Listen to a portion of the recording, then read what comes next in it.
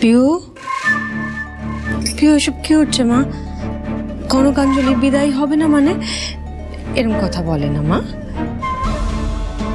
বিয়েটা যখন হচ্ছে মেয়েকে তো বাপের বাড়ি থেকে শ্বশুর বাড়ি যেতেই হবে মা, এভাবে তো না বললে হবে না। এই তো উনি বুঝে গেছেন যে বিয়ের পর এই বাড়িতে গেলে ওনার কথা মতো কিছুই হবে না।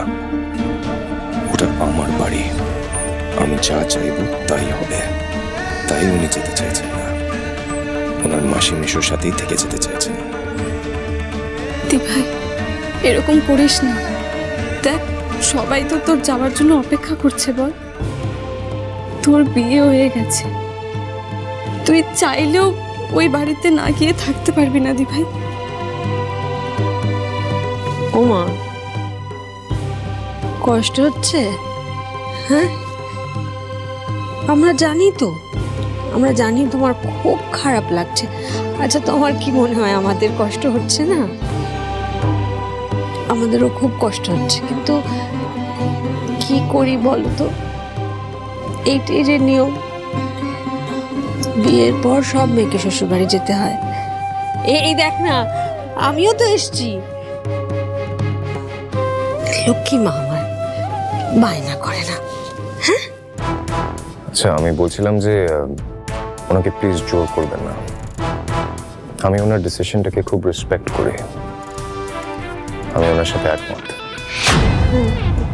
Thank you. উনি যদি আমার সাথে না গিয়ে আপনাদের সাথে এখানে থাকতে চান তাহলে উনি এখানে থাকতে পারেন, আমার কোনো প্রবলেম নেই। তবে এটা কি বলছে? কেউ তো এখানে বাড়ি যাবে না, কি বলতে? থামা নাকি? আমি থামালে আজ দাদা ভাই আমার কথা শুনবে?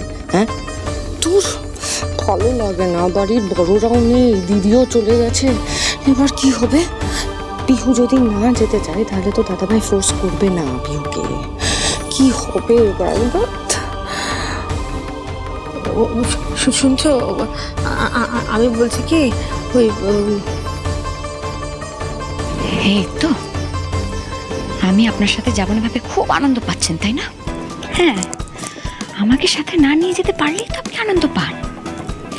আমি বলেছি কনকাঞ্জলি বিদায় হবে না, এখান থেকে যাওয়ার ব্যাপারে কিছু বলিনি, তাই অযথা এত খুশি হতে হবে না আপনাকে। একবার যখন আমাকে বিয়ে করেছেন তখন তো আপনার সাথেই ওই বাড়িতে যাব, এত সহজে বিয়ে আপনাকে ছাড়বে না। একটু বলো না, আমার মনে হয় ও বুঝতে পারছে না, ছোট তো।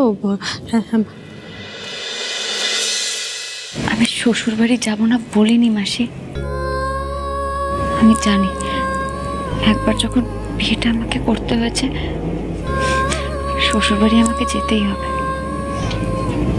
কিন্তু এই কনকাঞ্জলি বিদায় এইসব রিচুয়ালস আমি বিশ্বাস করি না মাসি, আমি মানি না।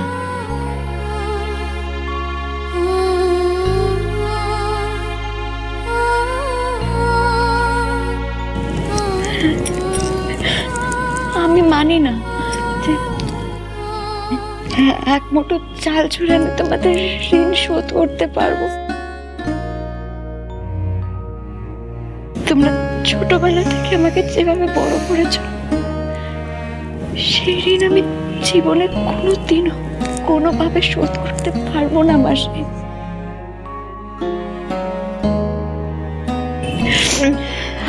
আর আমি বিশ্বাস করি না যে বিয়ে হলে মেয়েরা বড় হয়ে যায়, তাই তো কাল আমার কন্যাদান হয়নি। হ্যাঁ হ্যাঁ মাসি, আমি রুষাদিকে বলেছিলাম যে আমি চাই না আমার কন্যাদান হোক।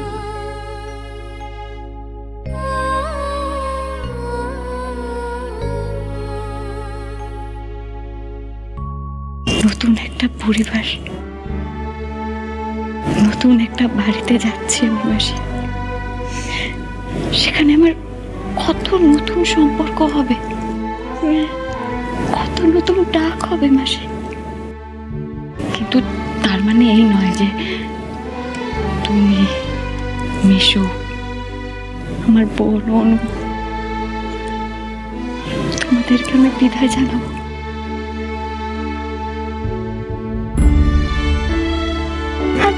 আমি তো কোথাও যাচ্ছি না, আমি তো তোমাদের ছেড়ে যাচ্ছি না মাসি।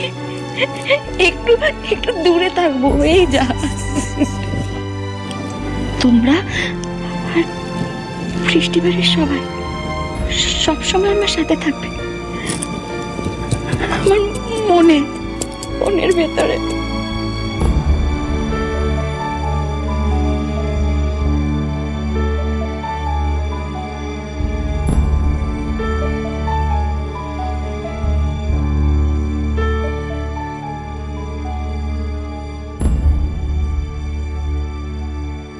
মাসি, আপনি পিহুদির সঙ্গে তো অনুষ্কাকে বিদায় করে দিন না।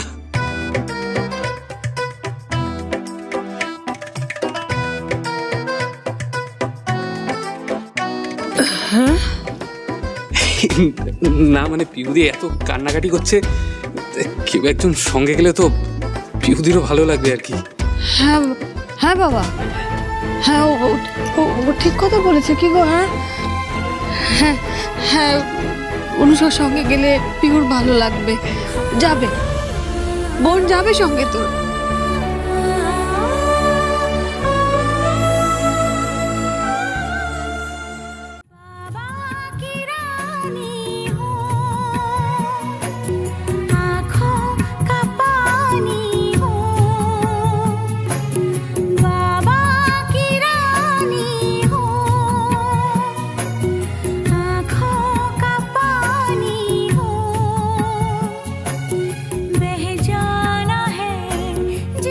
ভালো থাকিস।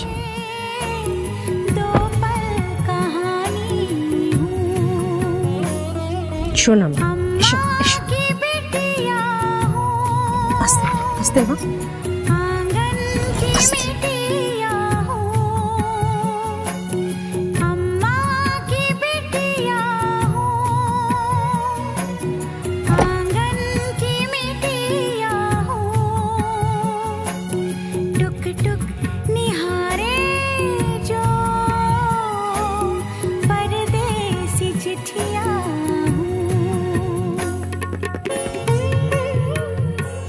দা ভাই, তোরা গাড়িতে যা, আমরা সবাই হেঁটে আসছি। হ্যাঁ হ্যাঁ দা ভাই, আমরাও হেঁটে হেঁটে আসছি, ঠিক আছে? না না না না না না, আমি হেঁটে ফেটে যেতে পারবো না, আমি গাড়ি করে যাব। এ কি, দুটো বাড়ি পরেই তো, হেঁটে আয় না, একটু হাঁট না, গাড়িতে যাওয়ার কি আছে? একদম না। শোন, তোর হাঁটার একটা কারণ আছে, আমার হাঁটার কোনো কারণ নেই। ধ্যাৎ, আমি আরাম করেই যাবো। সর সর সর, শোন না এখান থেকে। আচ্ছা যা, এই তোমরা ভেতর চলো, আমরা হেঁটে যাই। যাও যাও যাও, ওইদিকে সরো। এই একটু দেখো। ও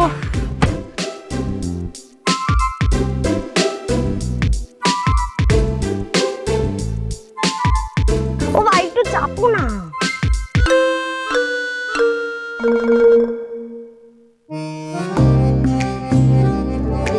আমিও দেখি তোমাদের এই নো টাচিং শর্ত কতদিন থাকে।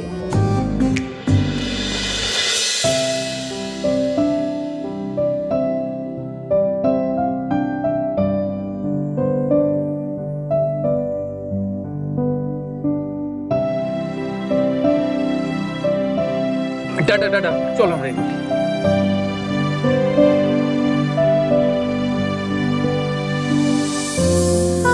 বলি ভালো থেকো, সাবধানে থেকো।